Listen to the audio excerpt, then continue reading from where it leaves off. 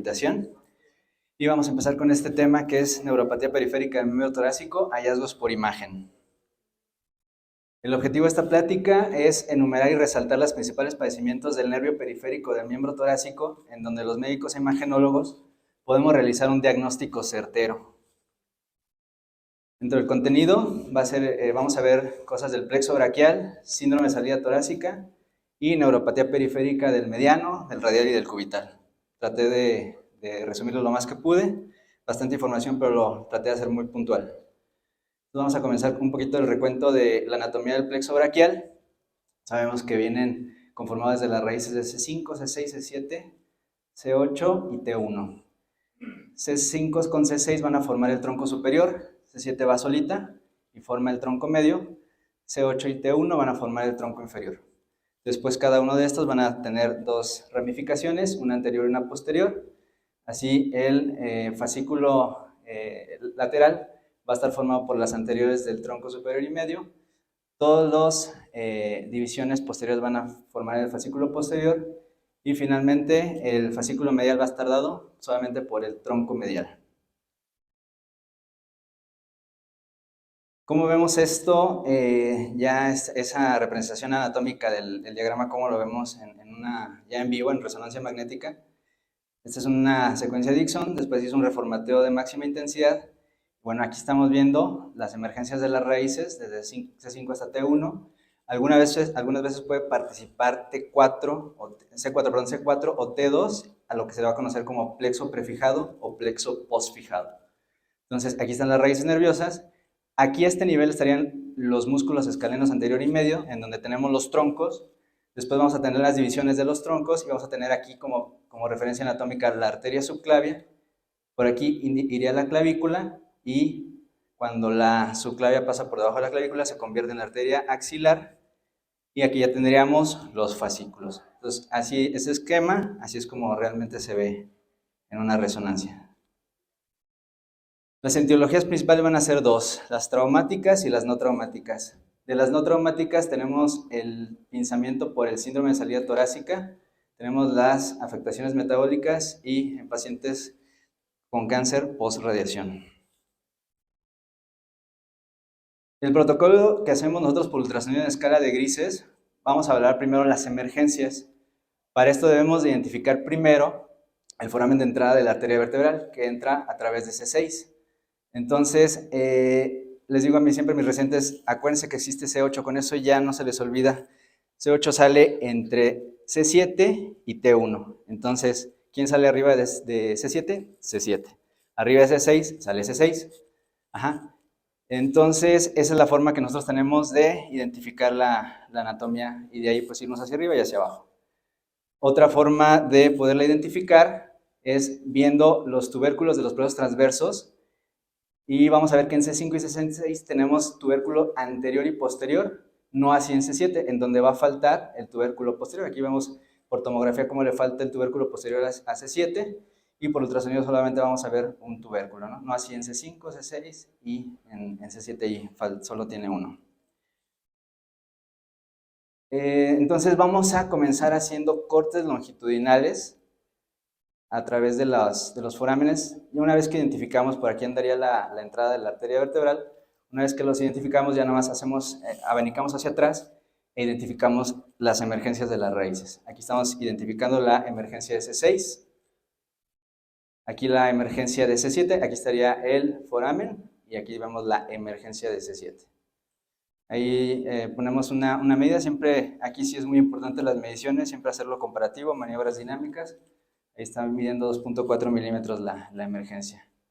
Aquí tenemos la emergencia de C8, C7, C8.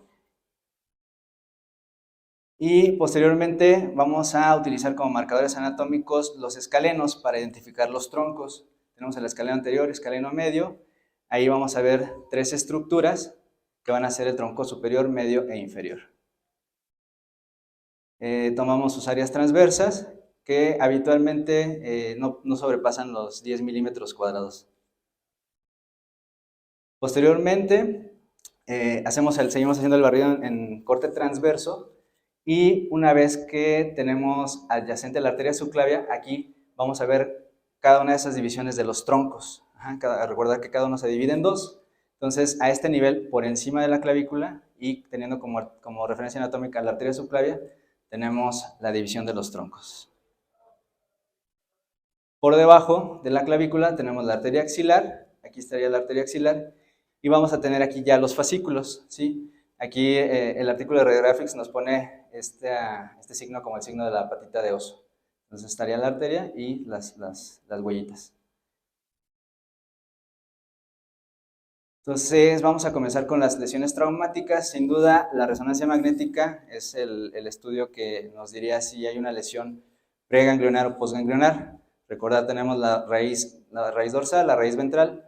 La raíz ventral va a presentar ese engrosamiento que es el ganglio. Después se van a unir y van a formar el nervio espinal. De este nervio también vamos a tener dos divisiones. Una ventral, que van a formar las raíces del plexo braquial, y una dorsal, que van a irse a inervar los músculos paravertebrales. Aquí tenemos la imagen de resonancia magnética. Aquí a este nivel estaría el ganglio. Entonces, cuando tenemos un paciente con antecedente traumático, debemos ver si la raíz tuvo una avulsión desde antes del ganglio, es decir, dentro del canal raquídeo, o si ya la lesión es por fuera. Aquí tenemos una imagen de resonancia magnética en donde vemos cómo se encuentran engrosados todos los componentes, las raíces, los troncos. Vean el contralateral, son estos.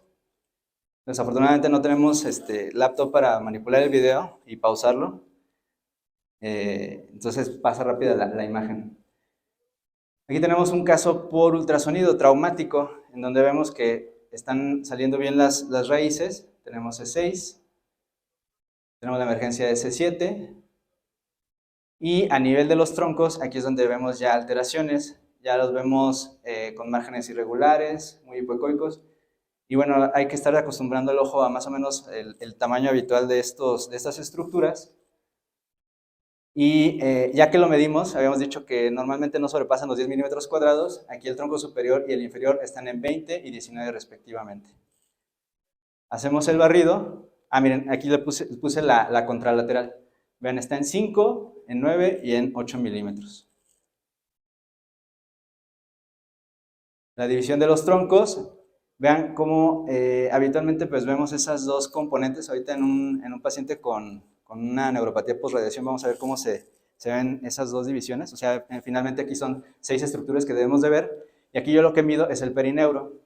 Aquí tenemos la arteria subclavia y ahí yo mido el perineuro. Este perineuro está en 152 milímetros cuadrados. Habitualmente lo encontramos entre 70 y 80 milímetros cuadrados. Vean, este es el contralateral, está en 80 milímetros cuadrados y el afectado está en 152. Nos vamos un poquito más hacia abajo y ya vemos que ya hay una total pérdida de la interfase entre la división de los fascículos.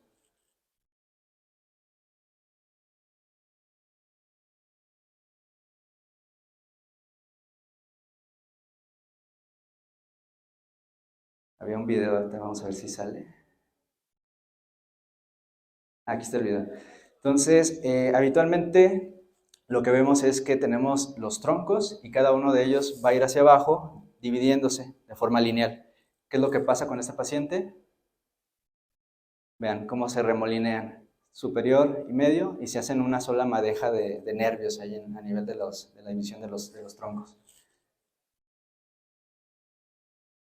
La otra entidad que podemos evaluar a nivel del plexo es el síndrome de salida torácica.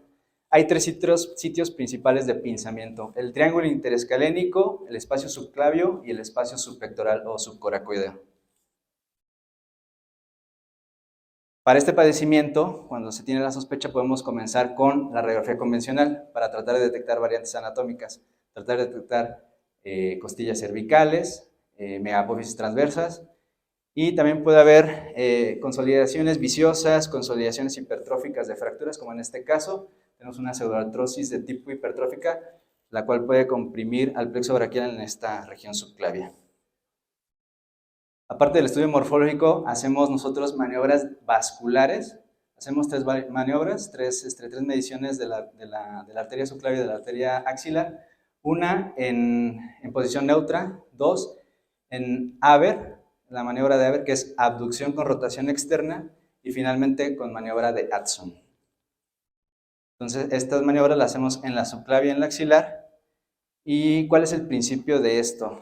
Cuando un paciente tiene un pinzamiento del plexo, bueno, habitualmente pues va acompañado del vaso. Entonces, lo que nosotros tratamos de hacer con estas maniobras es evocar ese pinzamiento, lo que pasaría con una manguera, ¿no? Entonces, tenemos un flujo normal, nosotros hacemos una estenosis, provocamos una disminución del diámetro con el dedo, ¿y qué es lo que pasa con el agua? Sale a mayor velocidad.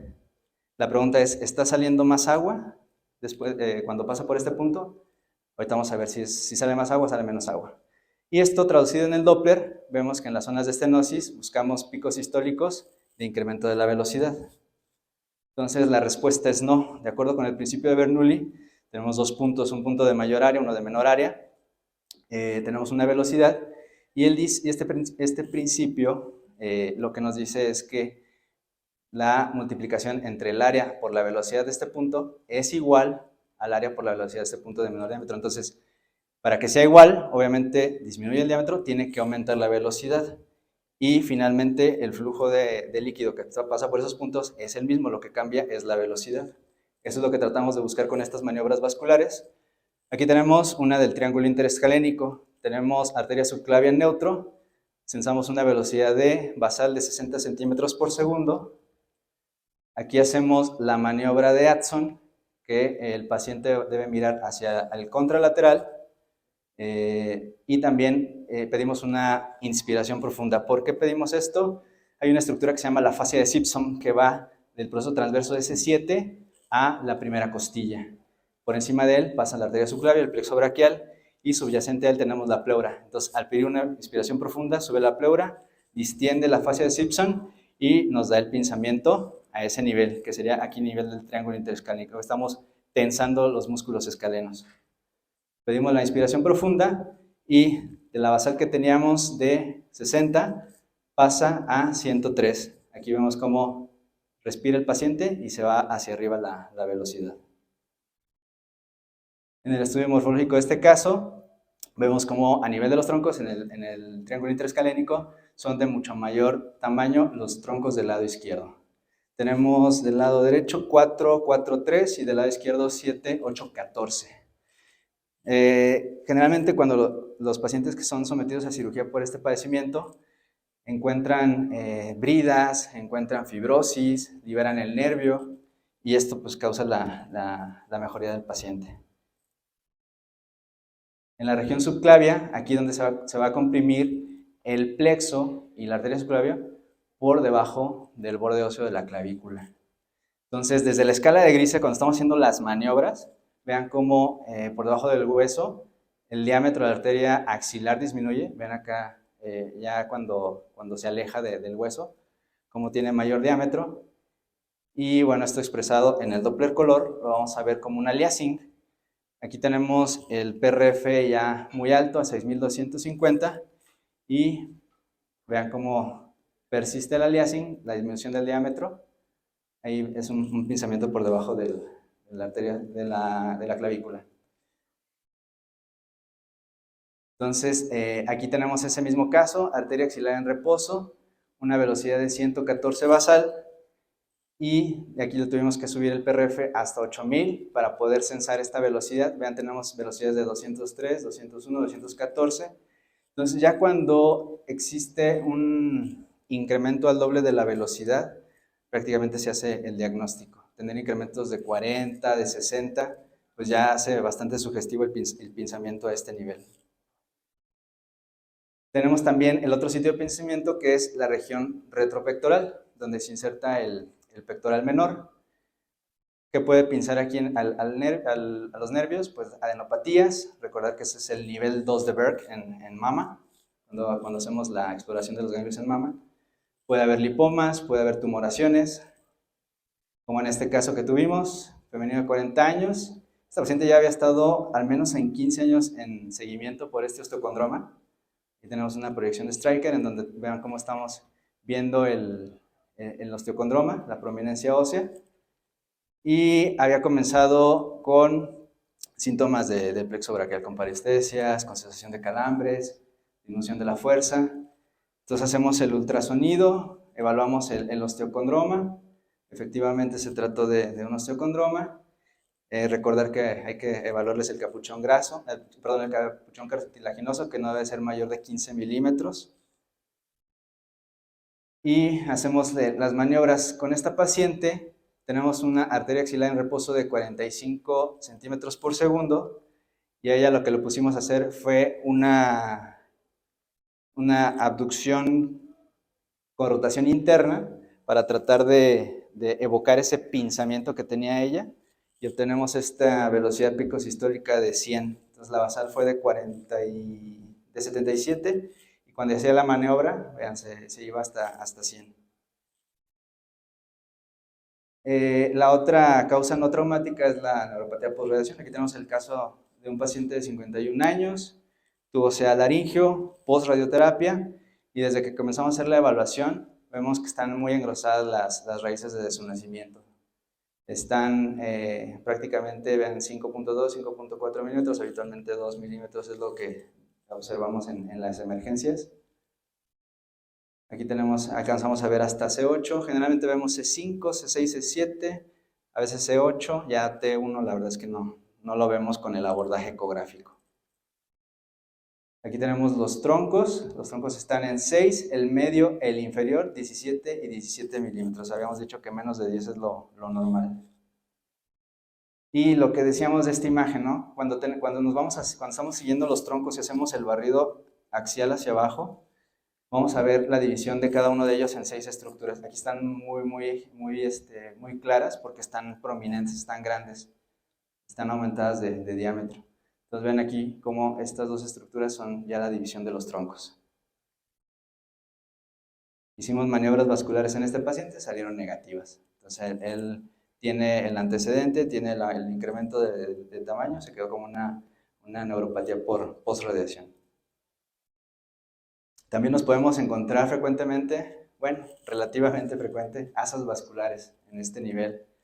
Yo cuando he estado estudiando este tema, casi no hay reportados, nosotros ya van varios que tenemos, que son las asas vasculares responsables de la neuropatía. En este caso tenemos la división de los troncos del lado derecho, y aquí se ve esta imagen hipoecoica en escala de grises, ya con el Doppler color. Vemos este vaso que pasa justo en medio de la división de los troncos. Ya fue operada esta paciente, aquí tenemos el Doppler color, y aquí en el video que nos mandó el cirujano de mano, ahí está el vaso latiendo. Y estos son la división de los troncos. Ahora vamos a ver nervios periféricos. La evaluación siempre ha sido, actualmente es ultrasonido contra resonancia magnética. Ambos tienen muy buena especificidad, 86%, pero el ultrasonido está teniendo un poquito más de auge porque podemos hacerlo en tiempo real, podemos hacer maniobras dinámicas, podemos hacer comparación con el contralateral, y la gran desventaja que tiene, pues, que es operador dependiente, y pues la verdad que sí requiere una curva prolongada de aprendizaje. Las principales indicaciones es síndromes de atrapamiento, trauma, tumor, controles postquirúrgicos. Entre las consideraciones técnicas, pues debemos utilizar sondas de al menos 12 para arriba, ¿no? Lo ideal, tener sondas de 22 MHz. ¿Cómo hacemos el escaneo? Generalmente un nervio lo vamos a revisar en el plano axial siempre. Y ya cuando encontramos alguna alteración, vamos a utilizar ya el plano longitudinal, como en este caso. Siempre el músculo, pues siempre son los marcadores anatómicos lo más importante, ¿no? Para demostrar que realmente nos encontramos en el sitio que estamos mencionando. La apariencia ecográfica, vamos a tener un patrón fascicular, pequeños círculos dentro de la estructura o en panal de abeja. Los fascículos van a ser hipoecogénicos con respecto a las estructuras. Aquí, por ejemplo, tenemos un nervio mediano en longitudinal, por debajo tenemos los tendones flexores. Entonces va a ser hipoecogénico en relación con estructuras tendinosas periféricas. Aquí el artículo de Radiographics de nervio periférico nos dice que habitualmente, pues, los músculos son hipoecoicos. Aquí nos pone un corte de la fosa supraespinosa e infraespinosa, esta es la espina de la escápula. Normalmente tenemos el patrón fascicular de un músculo. Aquí nos pone el caso de una denervación, en el cual nos dice que luego de 2 semanas puede haber incremento en la ecogenicidad del músculo. Y bueno, ya una vez que vamos salimos de los fascículos, ahora vamos a tener los nervios periféricos. Vamos a ir más o menos desmenuzando la localización de los principales sitios de pinzamiento. Aquí tenemos el nervio mediano. El nervio mediano a nivel del brazo corre, nuestro marco anatómico es la arteria braquial. Una vez que llegamos al tercio distal del húmero, a nivel de la tróclea humeral, vamos a tener este corte en donde tenemos el músculo braquial, el braquirradial, tenemos la arteria braquial y adyacente va a estar el nervio mediano. Entre estos músculos, el braquial y el braquirradial, va a estar el nervio radial. Aquí tenemos la correlación por resonancia magnética. Braquial, braquirradial, nervio radial y por acá estaría el nervio mediano. En la cara anterior del antebrazo lo vamos a explorar principalmente entre los vientres del pronador redondo, entre los flexores digitorum superficial y profundo y a nivel del carpo, ¿no? Son los principales sitios de donde puede haber un conflicto. Vamos a ver algunos casos. Vamos a ver el síndrome del pronador teres, en donde el nervio mediano se va a pinzar entre los vientres de este músculo. Recordar que tiene dos vientres, uno que va a la coronoides del cúbito y otro que va hacia la epitróclea. Aquí vemos cómo son sus inserciones y el nervio va a pasar entre estos dos componentes. Entonces aquí puede ser un sitio de pinzamiento. Tenemos aquí escaneando el nervio mediano en el tercio distal del húmero. Tenemos un área de 14 milímetros cuadrados.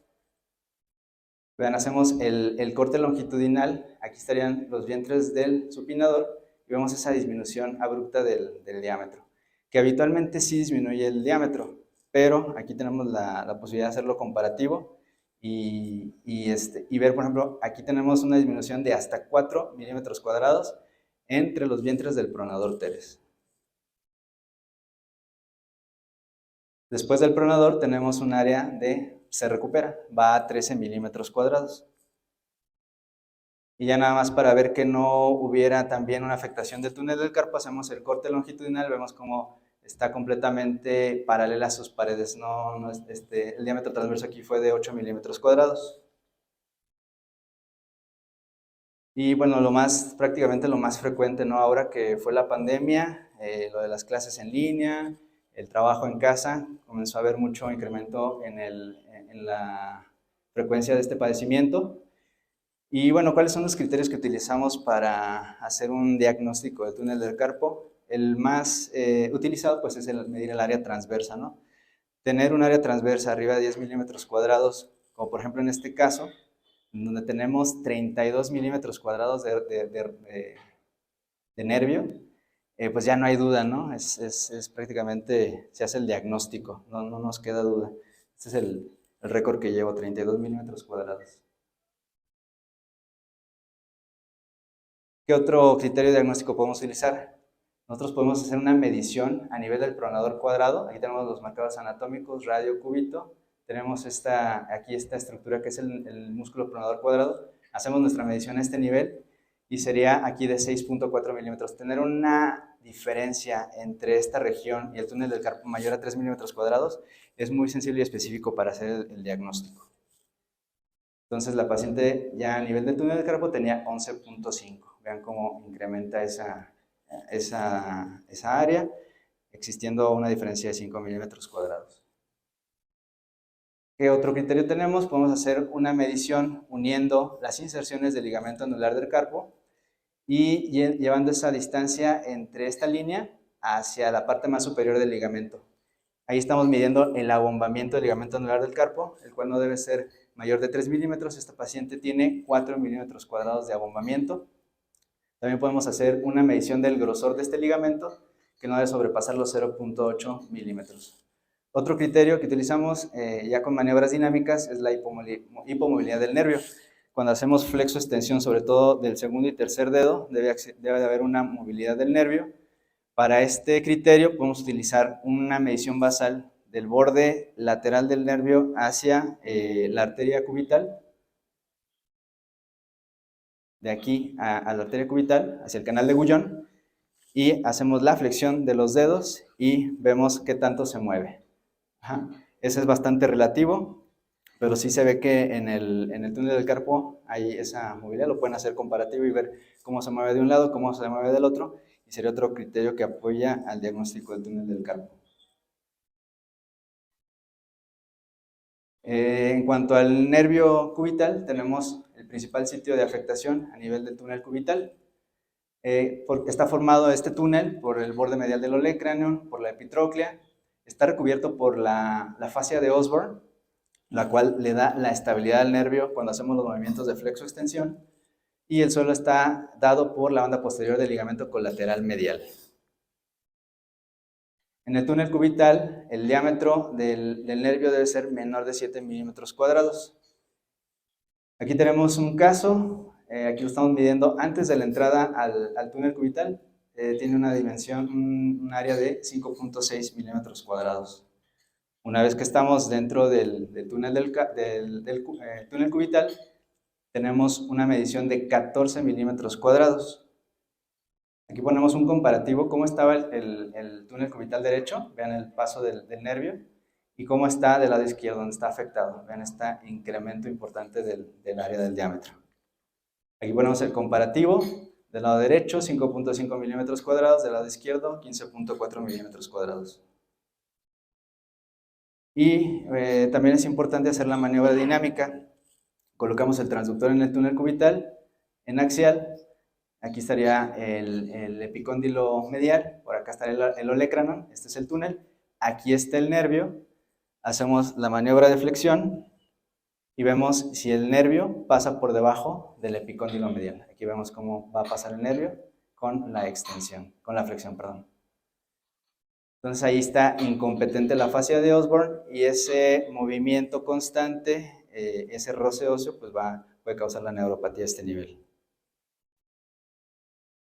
Otro de los posibles causas a este nivel del túnel cubital es la presencia de un anconio epitroclear. Normalmente el anconio va hacia el otro lado, va hacia el epicóndilo. En este caso va hacia la epitróclea. Entonces aquí tenemos un caso por resonancia magnética. Este es un T1. Por acá anda el nervio. Ahí está el músculo. Y ahorita vamos a ver la secuencia sensible al líquido. Vemos cómo el nervio aquí se encuentra. Ahí va, incrementa su intensidad de señal. Aquí está el músculo anconio epitroclear. Bueno, esta fue una neuropatía por un músculo accesorio. El otro sitio de pinzamiento del nervio cubital es el canal de Guyon. ¿Quiénes lo pueden comprimir a este nivel? Los quistes sinoviales, los aneurismas de la arteria cubital, artrosis pisopiramidal y las fracturas del ganchoso en la parte más distal del túnel del carpo. Aquí tenemos el canal de Guyon, arteria y nervio cubitales. Aquí tenemos un caso, paciente femenino de 41 años. Esta paciente me pidieron el combo, me pidieron evaluar el plexo braquial, me pidieron hacer evaluación de nervio periférico y cometí el grave error de comenzar por el plexo braquial. Ustedes se imaginarán cuánto nos tardamos haciendo una evaluación de plexo braquial.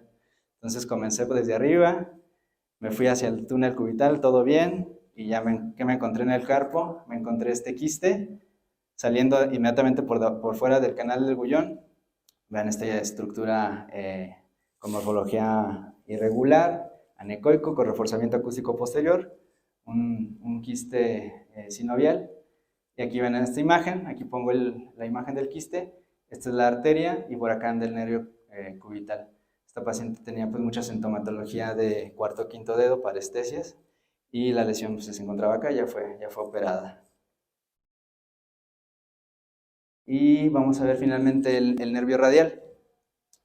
El nervio radial, pongo primero esta imagen, no sé si les ha tocado hacer evaluaciones de este tipo en pacientes que tienen una fractura de húmero. Generalmente son pacientes que tienen paresia de los extensores y es porque en esta región el nervio radial se encuentra pegado al surco de torsión del húmero.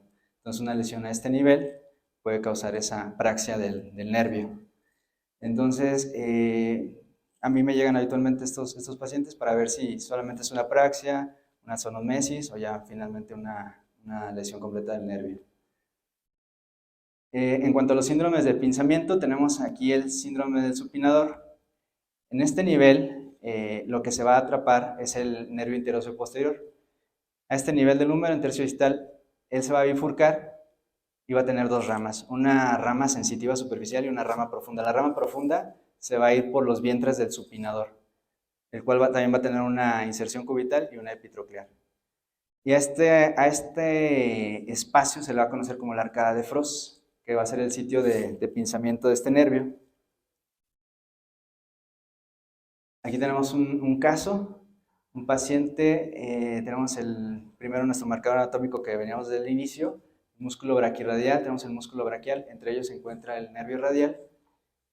Nos vamos hacia a la altura de la cabeza del radio. Si ustedes quieren identificar inmediatamente esta bifurcación, solamente coloquen en transverso el transductor a nivel de la cabeza del radio y ahí van a ver la bifurcación. Y van a tener la rama superficial, que es sensitiva, y la rama profunda, que es motora y que se va a transformar en el nervio interóseo posterior. Ya después que me fui hacia los músculos del supinador, veo que el nervio está bifurcado. Aquí tenemos un área transversa de 0.7 milímetros cuadrados y de 0.6. Una vez que pasa por los vientres del supinador, tenemos un incremento del diámetro que se va hasta 2.1 y 1.9 este nervio. El corte longitudinal vemos cómo hay incremento del diámetro. Estos son los vientres del supinador. Tenemos un video, ven, estos son los nervios. Vamos a volverlo a pasar. Ahí se encuentra y ahí se ve cómo incrementa su diámetro al paso de los vientres del supinador. Corroboramos que no sean vasos. Aquí hay vasos periféricos, pero ven, los nervios son estos que se encuentran aquí y los vasos son los que se encuentran a un lado. Finalmente, el síndrome de Waardenburg. También estoy viendo incremento en la incidencia de este síndrome, el cual va a ser el atrapamiento de la rama superficial del nervio radial. Generalmente nos lo hemos encontrado cuando el nervio, esta rama superficial, cruza por debajo de la vena cefálica. También es un sitio de conflicto porque es un envaso que generalmente se toma para hacer las canalizaciones y puede haber punciones de este nervio a ese nivel. Aquí tenemos un caso, tenemos la vena cefálica, tenemos el radio y esto que pasa por debajo es el nervio, la rama superficial del nervio radial. Tenemos otro caso, también este llegó antier.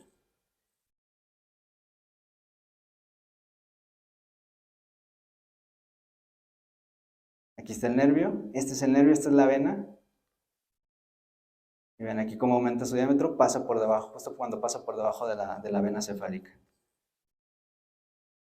Y bueno, en conclusión, las neuropatías periféricas son entidades subdiagnosticadas frecuentemente. Es conveniente que el área de imagen juegue un papel cada vez más relevante en estos padecimientos. Y bueno, pues vemos que el ultrasonido está teniendo una gran participación, la desventaja que bueno, necesita una buena curva y necesitamos ondas de muy alta frecuencia. Eso sería todo, muchas gracias por su atención. Hago un agradecimiento especial al doctor Luis Enrique Sánchez y al doctor Fernando Agustín Pérez, cirujanos de mano, que han confiado en nosotros, a todo el personal de imagenología de CHERRAEF y al colegio, a sus autoridades y a todos los asistentes. Muchas gracias.